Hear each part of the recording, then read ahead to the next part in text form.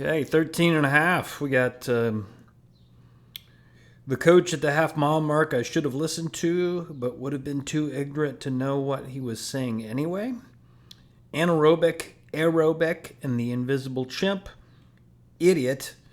200 beats per minute, and Slade gives up.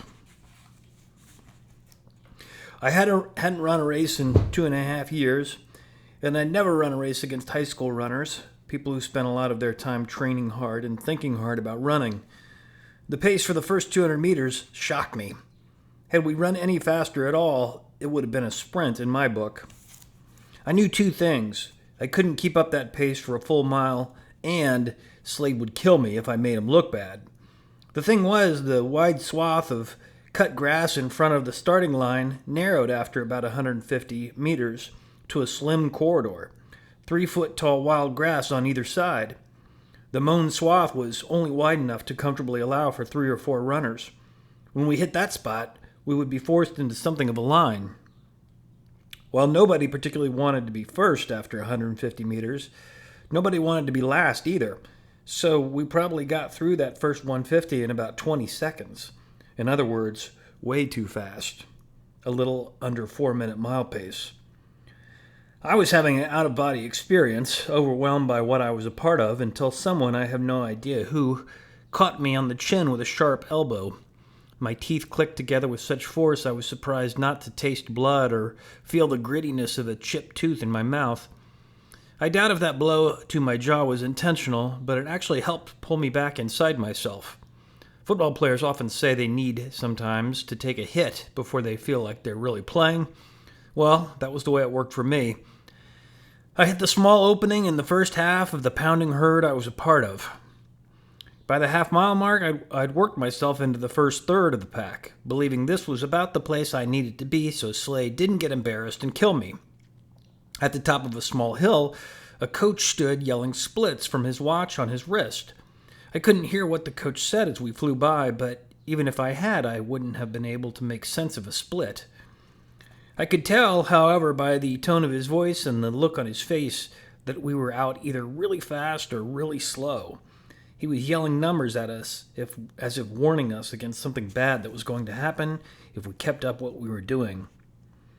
I should have responded when most of the guys around me suddenly relaxed and dropped back. They took heed of the warning, leaving me with only 2 runners from Ridgeline, 2 from Floyd's, and 1 guy from Bloomington North in a lead pack that the field allowed to quickly pull away. Perhaps my brain wasn't getting enough oxygen to function properly, or maybe the depths to which Slade had scared me made me lose awareness, or maybe it was both. Whatever the case, just after that half-mile mark, it somehow slipped my mind that I had 3 miles to run, not just 1. There are 2 main types of exercise, aerobic and anaerobic. Aerobic exercise is what you do when you're out on an easy 7-miler with your buddies. You can talk while doing aerobic exercise. Aerobic exercise isn't particularly painful. You can, if you're well-trained, work at an aerobic level for a very long time. 160 1/4 miles is the world record for running on a treadmill for 24 hours straight. In setting that record, Aruthalam Suresh Yoakim never went anaerobic. By the way, as of the writing of this book, he also holds world records for endurance ironing and balancing on 1 foot, among others. He never went anaerobic, so while his thighs and calves must have felt like roadkill at the end of his run, he never had that frantic, I can't breathe, I'm going to die feeling. Anaerobic exercise is the kind that takes you to that place, a place where you can't exist for too long. Anaerobic is the place you go when you're racing. What happens at this level of effort is that your body begins to produce a nasty substance, at least as far as your muscles are concerned, called lactic acid. When lactate levels get high, you see runners slow way down, tilt backward, or hunch forward, and generally look like there's an invisible 50-pound chimpanzee hanging around their necks, hopping up and down between their shoulder blades, trying to cause them to collapse. The invisible chimp climbed on me in earnest somewhere around the 1,200-meter mark. At this point in the race, one of the Ridgeline guys had faded, and one of the Floyd's guys had faded, as had the Bloomington runner. Now it was just me and two others, one from Ridgeline and one from Floyd's, both of whom had been in the top 10 at state the previous year. In my foggy brain, however, the only thing that mattered was not embarrassing Slade. Well, it wasn't like when I miraculously beat Willie Davis back at the Kiwanis Sunrisers Pancake 2-miler. I didn't win the first leg of my first high school meet. But I did fight my way to the finish within 10 meters of two studs I should have let go somewhere around the quarter-mile mark. The starter, who was now serving as an announcer, shouted out splits as we came to the exchange zone. I remember being shocked that he was still in the 4:30s as the two runners ahead of me tagged, and that I was not far behind them. As I nearly fell on my face, my hand stretched out to tag Slade's. I saw a look of terror on his face. "Idiot," I saw his mouth say, but I did not hear it. The only sound I could hear at that point was a very high-pitched whistle. I think it was a message from God telling me to stop running or I would die. I tagged his hand and he was off. Then I was lying on the grass, subconsciously aware that I needed to get out of the exchange zone before I got spiked. I dragged myself to the side under some marker flags, and then Coach was leaning down to me, handing me a paper cup of water. "Drink," he said. And my mind was coming back to me. I could hear again. Then he said, "I don't know whether to laugh or cry." He crouched down and put his hand on my throat.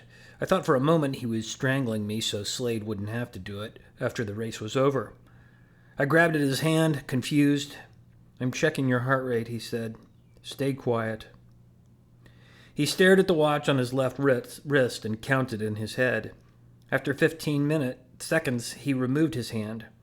"You're at nearly 200 beats per minute," he said. He rubbed the top of his head anxiously. "Get your breathing under control. Just survive the next mile." Then he finally smiled. "Just survive the next two, okay? Just get through them." He rubbed the top of my head. "You done good.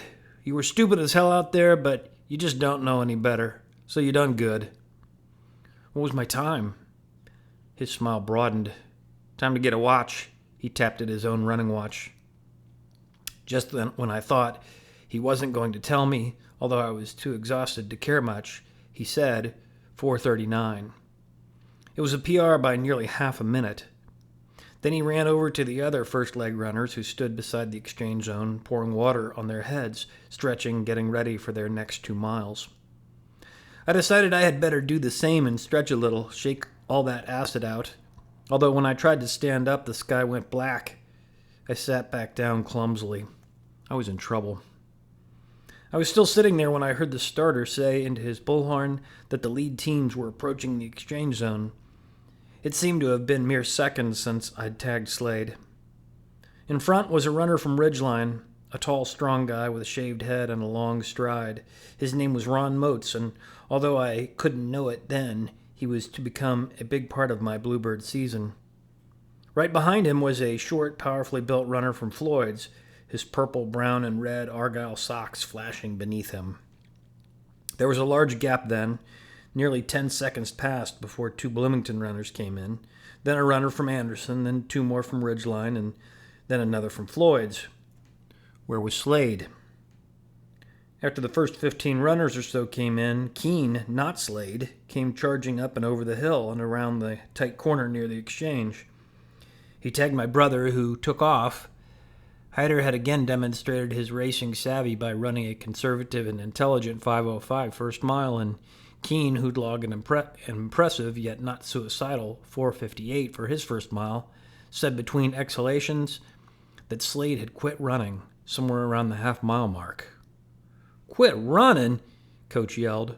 "What the—" He went off on one of the stronger cursing performances I've ever heard in my life. And it was true. Slade had quit running at the half-mile mark. After sticking with the Ridgeline and the Floyd's runners for just over 800 meters, Slade had given up. And I was sure it was all my fault. As thankful as I was not to have to run those next 2 miles, I would have happily slogged through them. I would have run to the point of passing out rather than do what I was now going to have to do. face Slade, whom I had just caused, in spite of my being told not to, great and awful embarrassment. And in my mind, it was all Coach's fault.